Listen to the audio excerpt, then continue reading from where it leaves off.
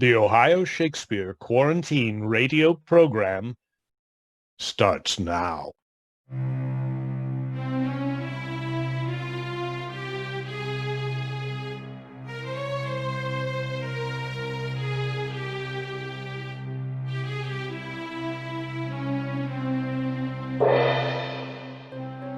Good evening, everyone. I'm your host, Avon Corto, and welcome to the Ohio Shakespeare Quarantine Radio Program, where we produce original works based on classic stories for your at-home entertainment.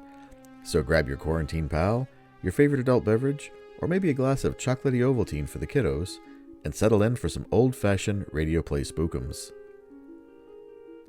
Tonight's holiday tale is based on the classic novella by Charles Dickens, adapted for our radio program by Nancy Cates. It is sure to remind us that everything we say and do in life, no matter how small, can add up into unexpected consequences. Joining us tonight from the Ohio Shakespeare Festival Company are Terry Burgler as Scrooge, Ryan Zarecki as Bob Cratchit, Maya Nicholson as Mrs. Cratchit, Jeremy Jenkins as Fred, Amanda Vigneault as Fred's wife, Andreas Varner-Waltz as Tiny Tim, EmJay Ross as Belinda, James Rankin as Peter Cratchit, Topper, Derrick Winger as The Ghost of Christmas Present, Madelyn Hayes as Martha, Rose, and Holly Humes as the narrator. Previously on A Christmas Carol. Oh, but he was a tight-fisted hand at the grindstone, Scrooge. A squeezing, wrenching, grasping, scraping, clutching, covetous old sinner. A Merry Christmas, Uncle! God save you! Ah, humbug!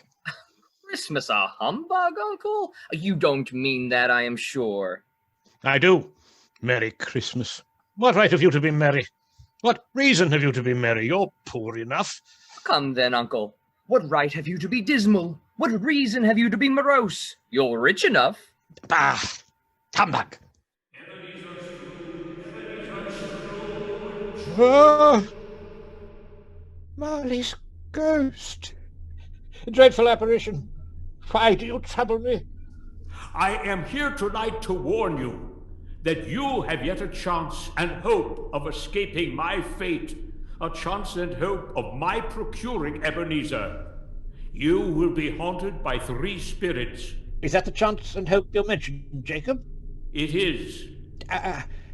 I think I'd rather not. Without their visits, you cannot hope to shun the path I tread. Expect the first tomorrow, when the bell tolls 1. Are you the spirit, pray, whose coming was foretold to me? I am. Who and what are you? I am the ghost of Christmas past. Long past? No, your past. Rise and walk with me. But I am mortal, spirit, and liable to fall. Bear but a touch of my hand there, and you shall be upheld in more than this. Good heaven! I was bred in this place. I was a boy here. Strange to have forgotten it for so many years. Merry Christmas! Merry Christmas! Out upon Merry Christmas. What good has it ever done you? You mock me, spirit. My time grows short. Quick! It matters little. No, spirit, conduct me hence. To you, very little, Ebenezer. No, not this Christmas. Spirit, remove me from this place. I told you these were shadows of things that have been, that they are what they are. Do not blame me. Remove me, I cannot bear it. Leave me, take me back. Haunt me no longer. If you are being haunted by spirits of your past, you have to make sure your gear can weather it. Our friends at the Buckle and Rose are hand-making high-quality leather goods that can stand the test of time and spirit. Well, how do, stranger? Welcome to the Buckle and Rose, where we make fine leather wares for work and wear. What do you mean you make them? You mean like you make them? Yes, sir. We go ahead, cut, color, stitch them together, all with these 10 digits. Well, what if I'm looking for a belt or a wallet? We got them. Dungeons and Dragons accoutrements? We got those too. armor pieces, and a shield. We got those as well. A leather cover for my journal of private thoughts. I got some barbecue rub recipes I need to protect. I understand. We got those, and we can even put a lock on them. Huh. But what if I get a hankering for buckles or roses? Oh, friend, we got those too. We also do commission work. Are you looking for a medieval two-piece leather bikini? How about an archery kit with a quiver and a guard? Or maybe you need a studded leather work belt. Oh. We can make that happen. Well, hell. Y'all are hand-making all sorts of genuine leather goods here. Yes, indeed. You just go to our Facebook page or visit our Etsy site, The Buckle and Rose. What's a Etsy? Oh, that's etsy.com/shop/The Buckle and Rose. All one word. Y'all running any specials over there? Well, we're always running our Pun Day paper special. What's a paper special? Well, I'm going to warn you, it's pretty terrible. Oh, you son of a bitch. Buckle and Rose on Etsy or Facebook. From the top of your head to the tip of your toes, clad yourself in armor from the Buckle and Rose. Wear your fiction. And now, Ohio Shakespeare Festival presents Stave 3 of Charles Dickens' A Christmas Carol.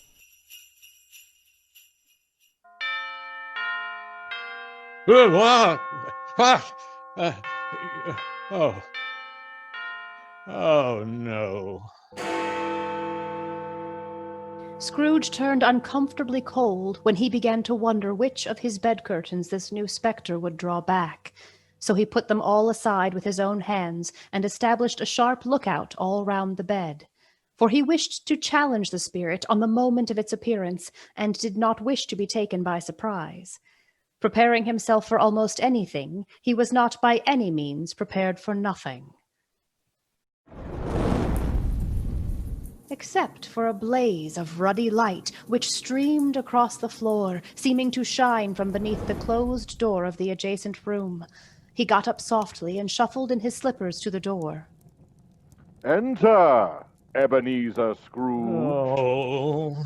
He obeyed. It was his own room. There was no doubt about that. But it had undergone a surprising transformation. The walls and ceiling were so hung with living green that it looked a perfect grove. From every part, bright, gleaming berries glistened.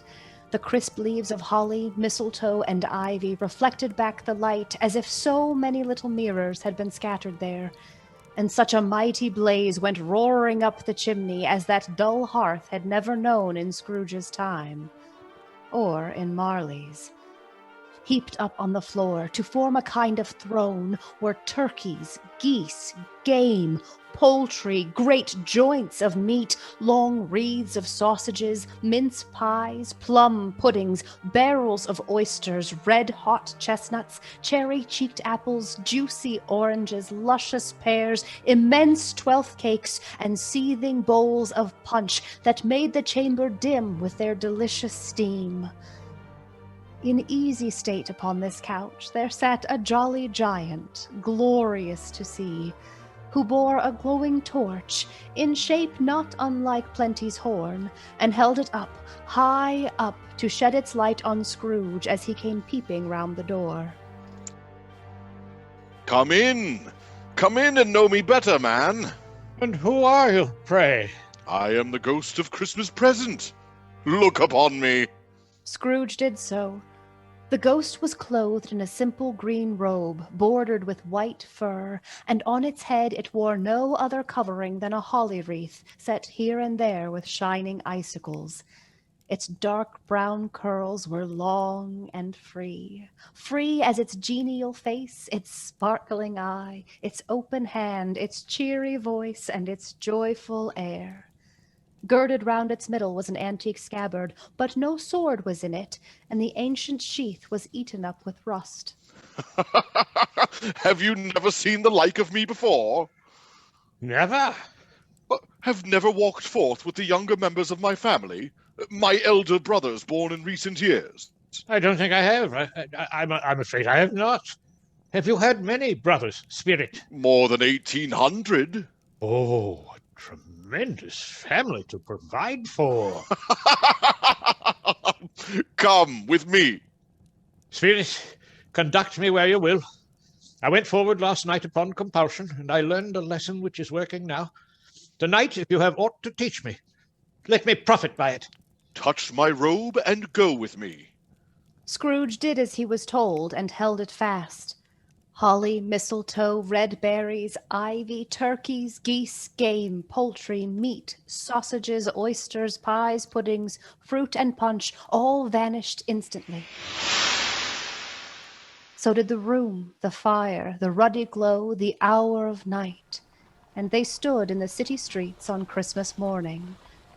There was an air of cheerfulness abroad, for the people who were shoveling away the snow from their doorsteps were jovial and full of glee, calling out to one another, and now and then exchanging a snowball, laughing heartily if it went right, and just as heartily if it went wrong. And soon the steeples called good people all to church and chapel, and away they came, flocking through the streets in their best clothes and gayest faces. And at the same time there emerged from scores of by-streets, lanes, and nameless turnings innumerable people, carrying their dinners to the bakers' shops. The sight of these poor revellers appeared to interest the Spirit very much, for he stood, with Scrooge beside him, in a baker's doorway as their bearers passed, and sprinkled incense on their dinners from his torch.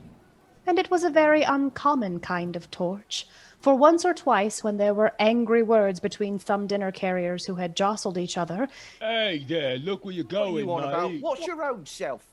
he shed a few drops of water on them from it, and their good humour was restored directly.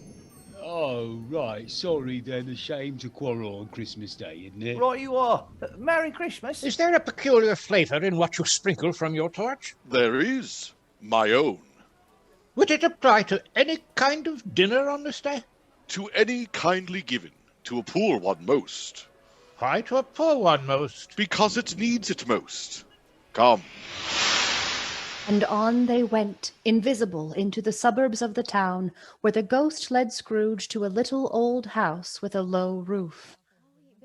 He stopped at the threshold to bless the modest four-roomed dwelling with a sprinkling of his torch, and Scrooge peered in through the front windows at the residents of the establishment. Who are these people, Spirit? Know you not the family of the man who has worked for you, lo, these many years? Bob Cratchit? Are all these children his, Spirit? They are his joy. What has ever got your precious father, then? And your brother Tiny Tim?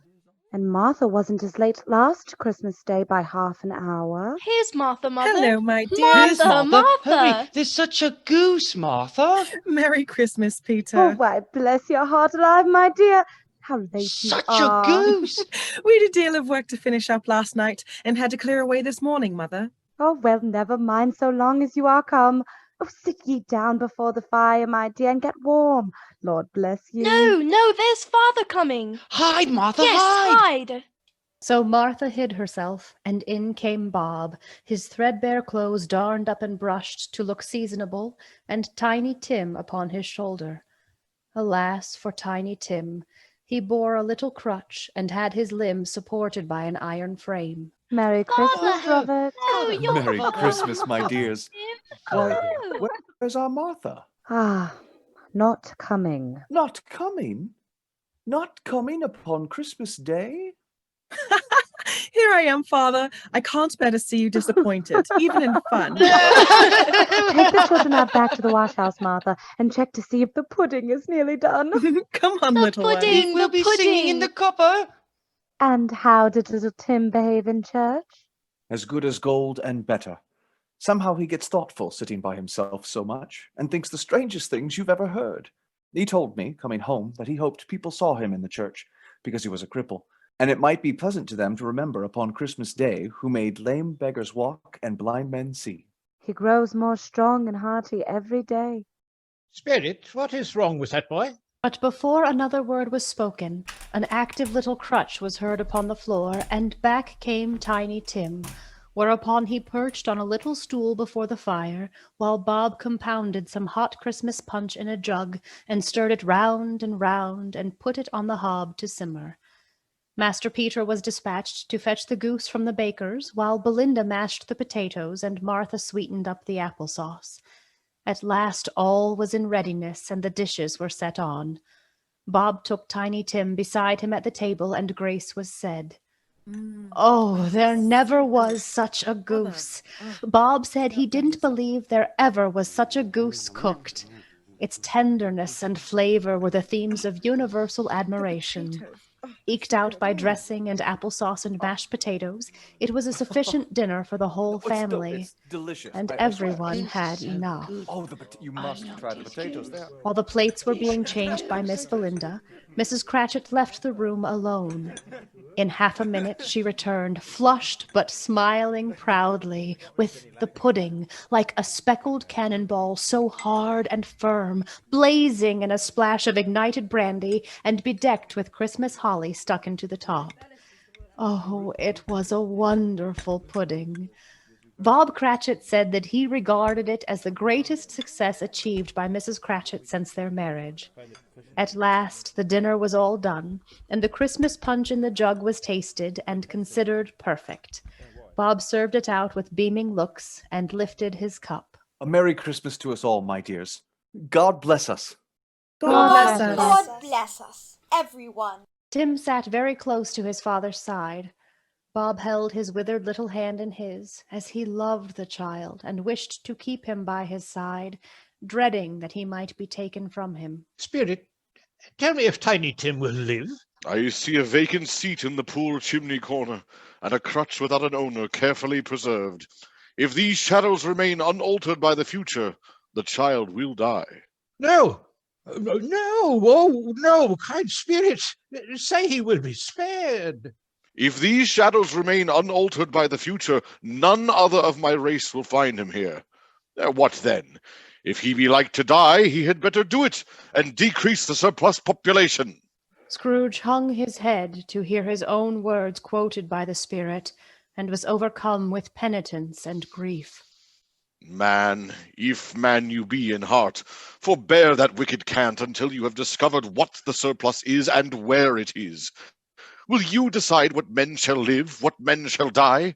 It may be that in the sight of heaven you are more worthless and less fit to live than millions like this poor man's child. Oh God, to hear the insect on the leaf pronouncing on the too much life among his hungry brothers in the dust. Scrooge bent before the ghost's rebuke, and trembling cast his eye upon the ground. But he raised them speedily on hearing his own name. Mr. Scrooge, come, my dears, raise your cups. I give you Mr. Scrooge, the founder of the feast. Oh, the founder of the feast, indeed. I wish I had him here. I'd give him a piece of my mind to feast upon, and I'd hope he'd have a good appetite for it. My dear, the children, Christmas Day. It should be Christmas Day, I'm sure, on which one drinks the health of such an odious, stingy, hard, unfeeling man as Mr. Scrooge. Oh, you know he is, Robert. Nobody knows it better than you do, poor fellow. My dear, Christmas Day. I'll drink his health for your sake and the day's, not for his. Long life to him, a Merry Christmas and a Happy New Year. He'll be very merry and very happy, I have no doubt. Mr. Scrooge. Mr. Scrooge. Thank you. Oh, thank you all. By and by they had a song from Tiny Tim, who had a plaintive little voice and sang very well indeed. They were not a handsome family. They were not well dressed, and their shoes were far from waterproof. But they were happy, grateful, pleased with one another, and contented with the time. And when they faded, and looked happier yet in the bright sprinklings of the spirit's torch at parting, Scrooge had his eye upon them, and especially on Tiny Tim, until the last.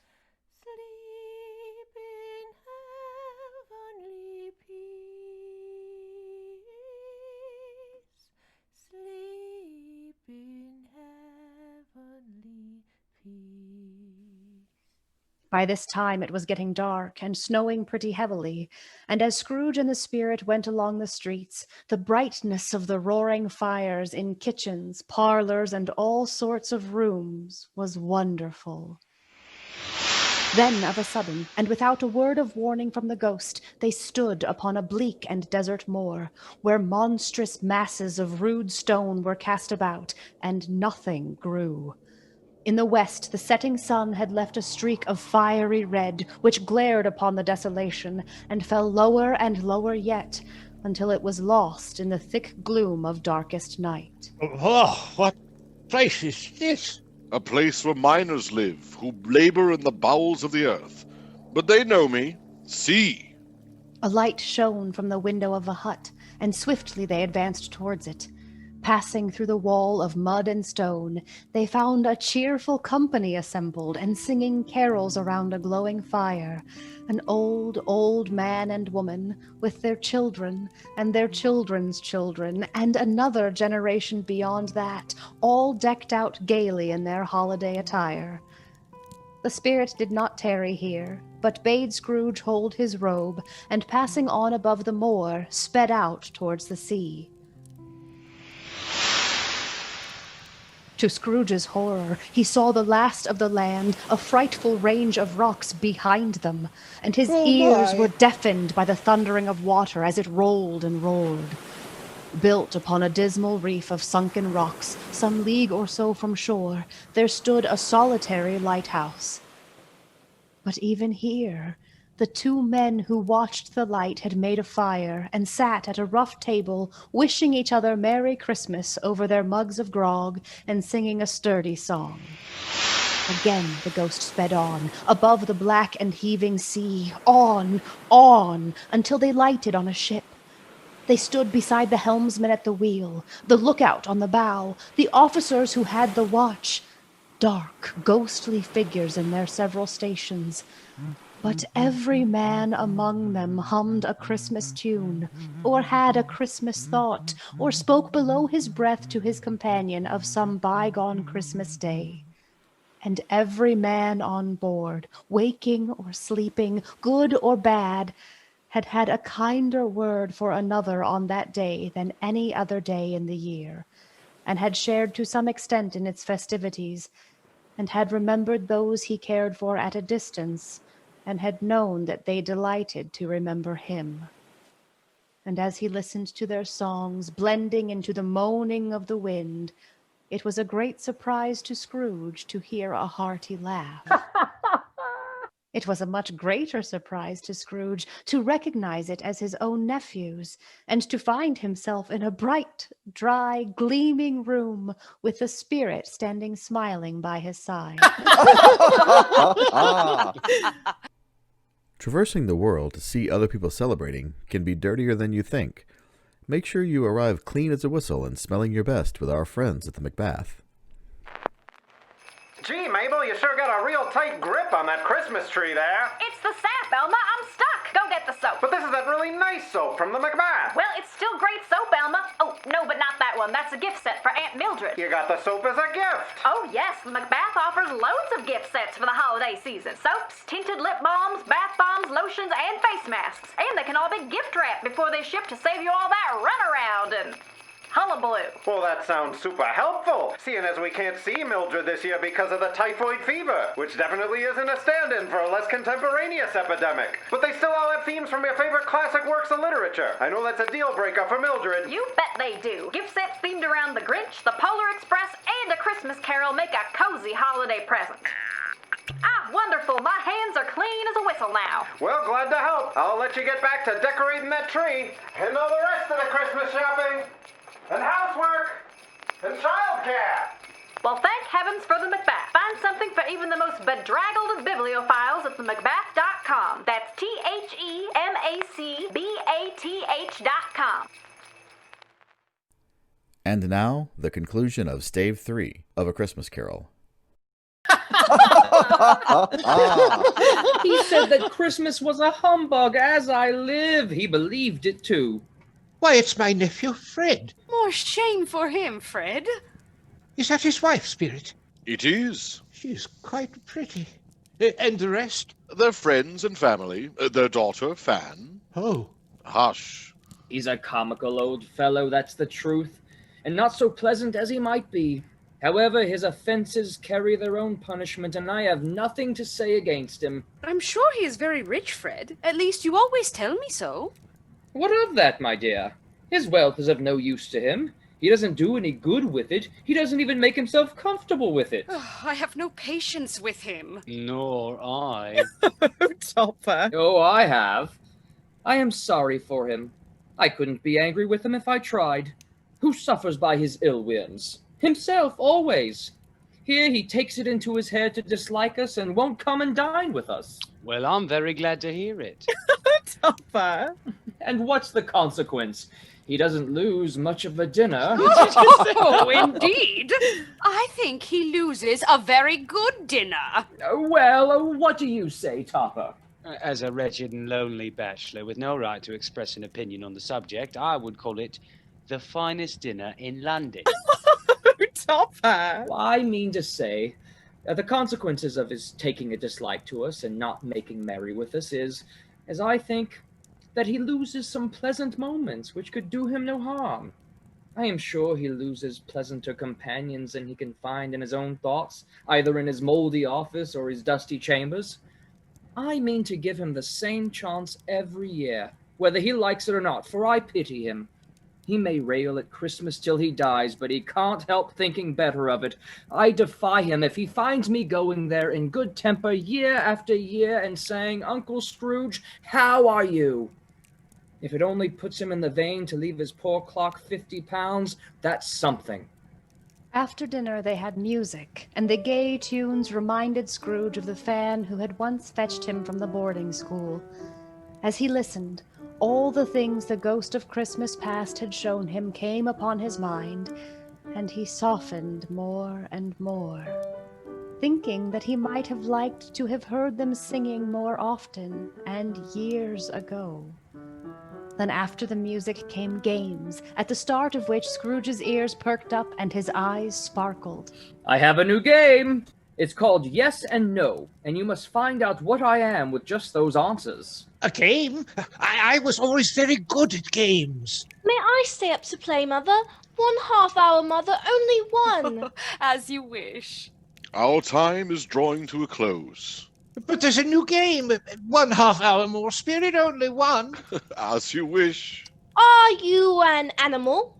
Yes. A live animal? Yes. Are you sweet and agreeable? No.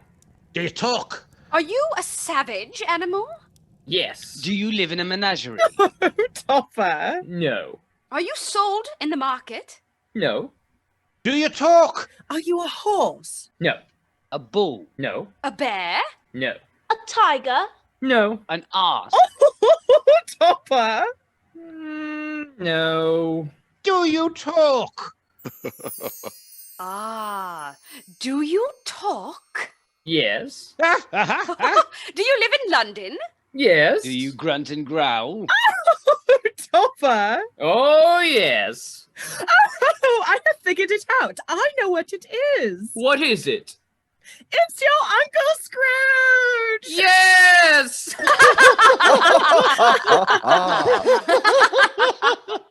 Who? No, Fred, it can't be. Why not? Because when I asked, was it a bear, you should have answered, yes! Oh. He has given us plenty of merriment, I am sure, and it would be ungrateful not to drink his health. Here is a glass of mulled wine ready to our hand at the moment, and I say, Uncle Scrooge. Uncle Scrooge. A Merry Christmas and a Happy New Year to the old man, whatever he is.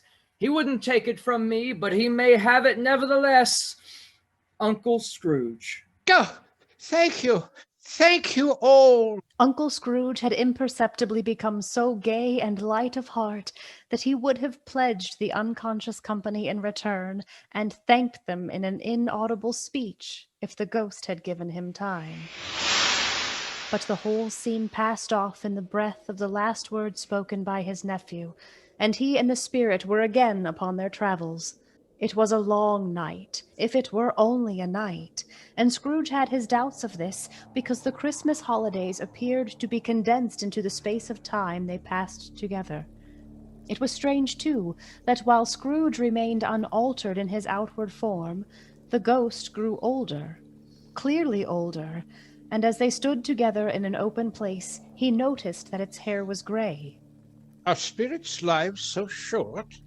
My life upon this globe is very brief. It ends tonight. Tonight? Tonight at midnight. Hark! The time is drawing near. Forgive me if I am not justified in what I ask, but I see something strange and not belonging to yourself protruding from your skirts. Is it a foot or a claw? It might be a claw for all the flesh there is upon it. Look here! From the foldings of its robe it brought 2 children. Wretched, abject, frightful, hideous, miserable. They knelt down at its feet and clung upon the outside of its garment. Oh, man, look here. Look. Look down here. See this boy and girl. Yellow, meager, ragged, scowling, wolfish, but prostrate too in their humility. Where grace and youth should fill their features out and touch them with its freshest tints, a stale and shriveled hand like that of age has pinched and twisted them and pulled them into shreds.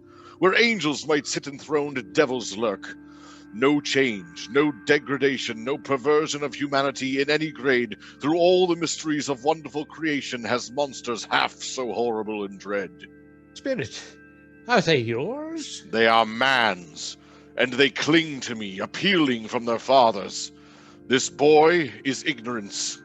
This girl is want. Beware them both, and all of their degree, but most of all beware this boy, for on his brow I see that written which is doom, unless the writing be erased. Have they no refuge or resource?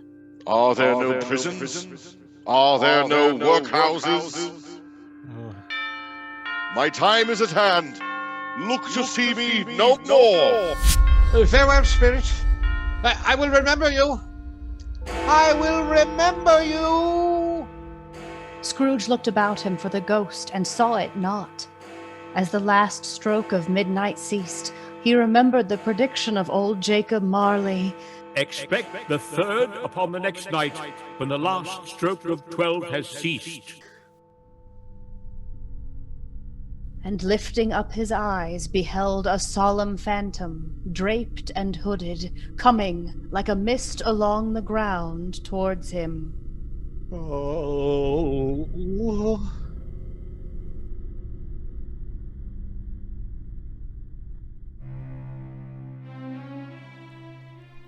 This concludes tonight's broadcast of A Christmas Carol, Stave 3, adapted for our radio production by Nancy Cates, from the classic novella by Charles Dickens.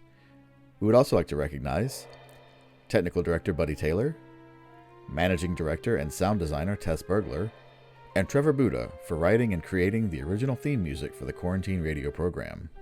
Ohio Shakespeare is dedicated to creating these all-original classic radio plays throughout the remainder of 2020.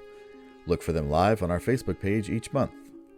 You can also listen to them at any time thereafter on our website at www.ohioshakespeare.com or find them at soundcloud.com/Ohio-Shakespeare-Festival.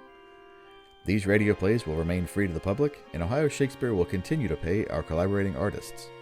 If you would like to support these efforts, please consider joining our Patreon. All monies raised on our Patreon platform go right back into paying local actors and playwrights to produce these all-original radio productions. Visit patreon.com/OhioShakes. That's www.patreon.com/OhioShakes. Tune in next time for Stave 4, the exciting continuation of the story. Until then, this is Avon Quarto saying good night, but I will leave you with these snippets from next week's episode. Am I in the presence of the ghost of Christmas yet to come? You are about to show me shadows of the things that have not happened, but will happen in the time before us. Is that so, Spirit? Ghost of the future, I fear you more than any spectre I have seen. But as I know your purpose is to do me good, and as I hope to live to be another man from what I was, I am prepared to bear your company and do it with a thankful heart. Will you not speak to me? Well, old Scratch has finally got his own at last, eh? Yes, I don't know much about it either way. I only know he's dead. Well, when did he die? Last night, I believe. Why? What was the matter with him? I thought he'd never die. God knows. What has he done with his money? I haven't heard. Left it to his company, perhaps. He hasn't left it to me, that's all I know. It's likely to be a very cheap funeral, for upon my life I don't know of anybody to go to it. Suppose we make up a party and volunteer. Well, I don't mind going if lunch is provided, but I must be fed if I'm to make an appearance.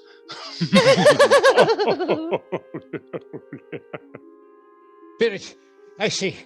I see. The case of this unhappy man might have been my own. My life tends that way now. I hope he didn't die of anything catching. Don't you worry about that. I ain't so fond of his company that I'd loiter about him for such things if he did.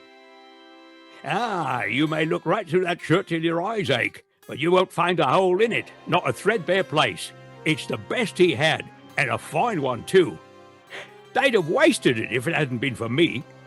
So what do you call wasting of it? Putting it on him to be buried in, to be sure. Someone was fool enough to do it, but I took it off again. If calico ain't good enough for such a purpose, it isn't good enough for anything. It's quite as becoming to the body. He can't look uglier than he did in that one. Oh, this is the end of it, you see. He frightened everyone away from him when he was alive to profit us when he was dead.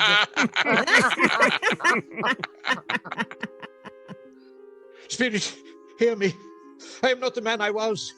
I will not be the man I would have been but for this meeting. Why show me this if I am past all hope? Good Spirit, your nature intercedes for me and pities me. Assure me that I yet may change these shadows that you have shown me by an altered life. I will honor Christmas in my heart and try to keep it all the year. I will live in the past, the present, and the future. The spirits of all three shall strive within me. I will not shut out the lessons that they teach. Oh, tell me that I may sponge away the writing on this stone.